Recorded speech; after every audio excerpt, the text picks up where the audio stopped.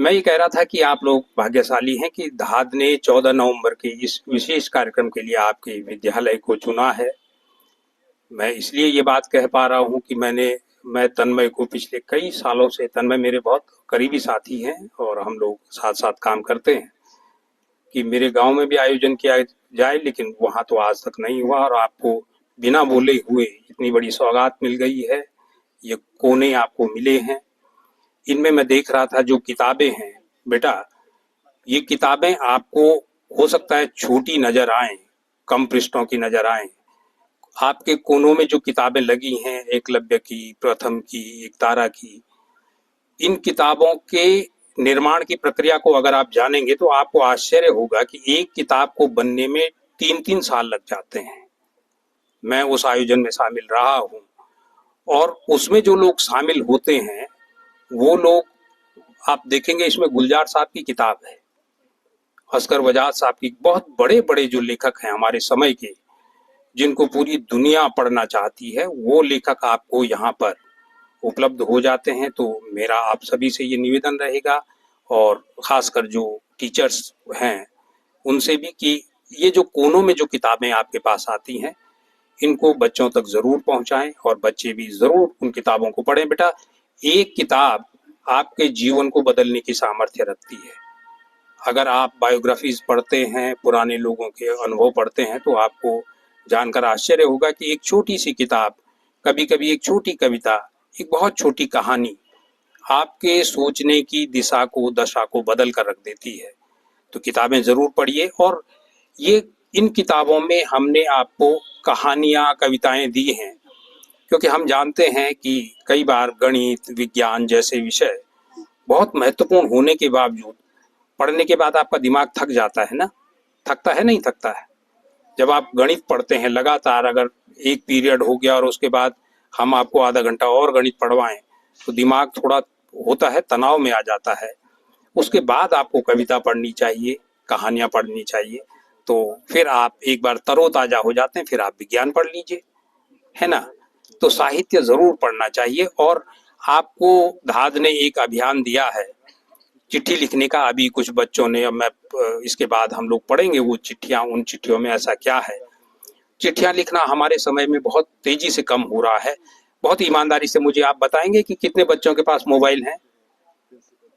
हाथ खड़े कर सकते हैं? ये अच्छी बात है कि यहाँ पर कम बच्चों के पास मोबाइल है। अदरवाइज आज तो स्थिति ये हो गई है कि आप बच्चों को छोड़िए, मनुष्यों की जात को छोड़िए। मैं तो एक जगह देख रहा था कि हमारे एक सज्जन हैं, यहीं देहरादून में रहते हैं, उनका कुत्ता मोबाइल देखने का एडिक्टेड है। शुभम, ये आपका है? तो जानवर भी मोबाइल के एडिक्ट हो गए हैं।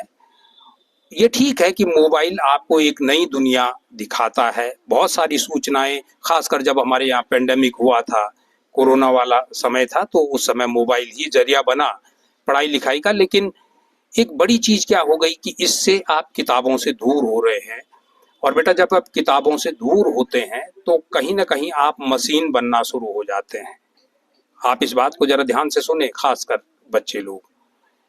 मशीन बनना, और मशीन मशीन क्या करती है? मशीन काम तो सारे करती है, वो सोच नहीं सकती, वो समझ नहीं सकती। आप अपने पिता को, अपनी माँ को, अपने दोस्तों को पहचानना बंद कर देते हैं। भले आप स्कूल आ रहे हैं, आप बहुत अच्छा पढ़ रहे हैं, लेकिन आप मशीन बन जाते हैं। किताबें आपको मशीन नहीं बनने देती हैं। इसलिए किताबें जरूर पढ़िए। मुझे उम्मीद है कि ये जो कोना यहाँ पर आपको दिया जा रहा है, तीनों विद्यालयों को कोने दिए गए हैं, बारी बारी से उन किताबों को जरूर पढ़िए, क्योंकि बहुत जरूरी और उपयोगी किताबें हैं। उन किताबों को अगर आप पढ़ेंगे तो आपको कुछ, और अपनी तरफ से भी कोशिश कीजिए कि आप कुछ न कुछ लिखते रहिए। केवल चिट्ठियां मत लिखिए, कुछ कविताएं लिखिए, कुछ कहानियां लिखिए। अभी कुछ बच्चे, जो बच्चे यहाँ पर पुरस्कृत हुए हैं, उन्होंने तो अच्छी चिट्ठियां लिखी होंगी, जाहिर सी बात है। जो बच्चे नहीं भी लिख रहे हैं, अगर चिट्ठी आपको लगता है कि अब व्हाट्सएप और मोबाइल के ज़माने में बहुत ज़रूरी आपको नहीं लगती हैं, तो एक एक डायरी खरीद लीजिए। या डायरी बहुत आसानी से मिल जाती हैं। कोशिश कीजिए कि हर दिन न सही तो कम से कम 2-3 दिन में आपके मन में जो कुछ आता है उस डायरी में लिखिए। जब आप बहुत बड़े उम्र में पहुंच जाएंगे, कहीं नौकरी कर रहे होंगे, आपके बराबर ही हो सकता है आपके बाल बच्चे नाती पोते होंगे, तब आप जब उन डायरियों को पढ़ रहे होंगे तो आपको ये लगेगा कि जैसे आप अपने बचपन में ही घूम रहे हैं। और बड़े आदमी के अंदर अगर कोई बचपन है, एक बच्चा जिंदा है, तो ये बहुत बड़ी बात होती है। मुझे उम्मीद है कि आप लोग लिख पाएंगे डायरी, उसमें तो कोई समस्या है नहीं। एक पेज, मस मान लीजिए आप स्कूल में ही किसी बच्चे से झगड़ा होता है और आपके मन में उसको लेकर बहुत गुस्सा है, उसी गुस्से को उतार दीजिए उस कागज में, उसका भी एक मजा है।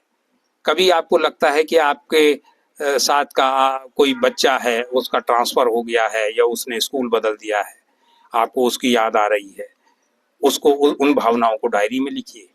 और वो डायरी आपकी पर्सनल होनी चाहिए, उसको सार्वजनिक मत कीजिए, अपने करीबी दोस्तों को छोड़कर। वो भी एक तरीका है अपनी भावनाओं को व्यक्त करने का, और अगर आप इस तरह से करेंगे तो क्रिएटिव बने रहेंगे। मुझे उम्मीद है, भाग्यशाली हैं आप, ये विद्यालय का परिसर मैं देख रहा हूँ, बहुत शानदार परिसर है, और एक तरह का मुझे तो शांति निकेतन की याद आ रही है। इतना शांत, एकांत और एक तरह से पूरा जंगलात से घिरा हुआ एरिया आपका है। मुझे उम्मीद है आप बहुत अच्छा करेंगे, मेरी बहुत शुभकामनाएं हैं। और एक बार मैं फिर से आप सबको बधाई देता हूँ, शुभकामनाएं देता हूँ बाल दिवस की। बहुत धन्यवाद, बहुत आभार।